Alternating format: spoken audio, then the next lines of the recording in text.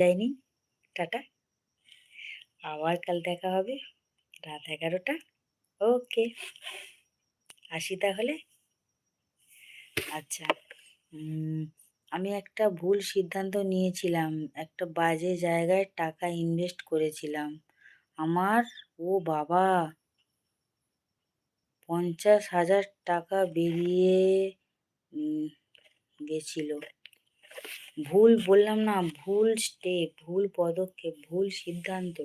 ভুল সিদ্ধান্ত কিন্তু মানুষকে শেষ করে দেয়। শেষ পর্যন্ত মানুষ কিন্তু এই ভুল সিদ্ধান্তের জন্য মৃত্যুবরণ পর্যন্ত করতে হয়।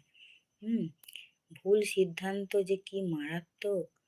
যদি একবার তুমি ভুল সিদ্ধান্ত নিয়ে ফেলো, এর মাসুল তোমাকে সারা জীবনটাই গুনতে হবে। তো যাই হোক, আচ্ছা তারপর কি হলো? আজ থেকে 4 বছর